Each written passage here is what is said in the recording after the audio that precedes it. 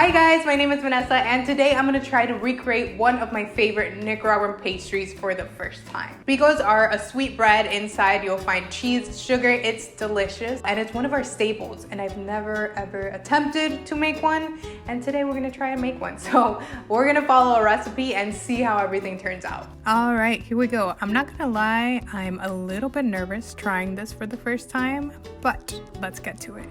We have to have some butter, sugar, and you're going to whisk that up until it's like this creamier texture and it's like a lighter color. Once it looks like this, you're good to go. Next, you gotta crack one egg and mix that into the butter and whisk that again. Next, we're gonna add some warm milk. This is whole milk, but I guess you could use whatever type of milk, although I'm sure my ancestors would probably just use straight up milk.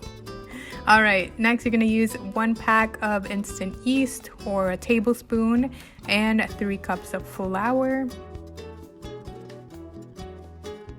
And next we're gonna mix that with a dough hook. Also, don't make fun of my little mixer. It's cute and it does its job. Once you see the dough gather, you're gonna grab it and add a little bit of flour. You're gonna add a little bit of flour and knead the dough until it does not stick to your fingers anymore. And once you have that texture, you're good to go. We're gonna get a bowl and add a little bit of olive oil and let that rest for a whole hour and cover it. I usually put it in a warm place like an oven, make sure it's not on of course, and just leave it there for an hour. While that is rising, I'm gonna work on the filling, which is my favorite part of picos. So we're gonna add the queso, the dry cheese, and some sugar, and you're gonna mix it up. Also, I'm using a fork because some of these cheese lumps, you gotta break them up, and the fork was pretty handy. Once you're done with that, you're gonna take out your dough, and ta-da! Look at that! It grew so much, it looks amazing, and now we have to flatten it out. So go ahead and flour a surface and pat that down. Now we're gonna cut it up into portions. So out of this, I made 12 picos, so I cut it in half. Then I cut the halves in half, if that makes any sense. Hopefully it does.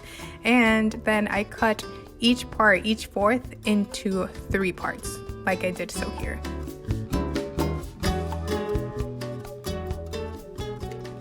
So by now you should have 12 strips. Now you're gonna make them into little balls. And once you have all the dough into 12 little balls, you are ready to go.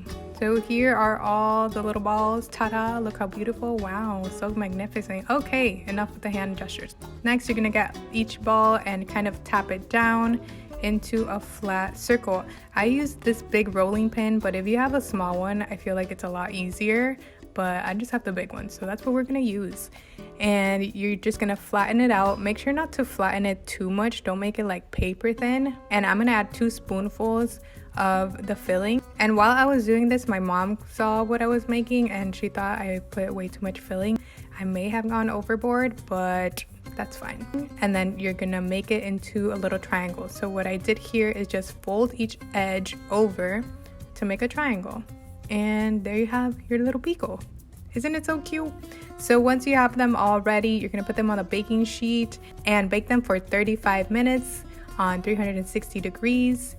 And this is how they should look. So golden brown and delicious, but we're not done yet. You're just gonna add a little bit of simple syrup, which is just water and sugar cooked together. And you're gonna just spread it on top of each pico.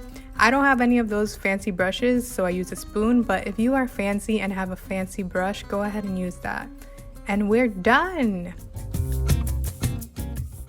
All right guys, so here is the final result. This is what one of my picos look like. I think I did a pretty good job. They look good. They do look a little chunky, but let's try it out.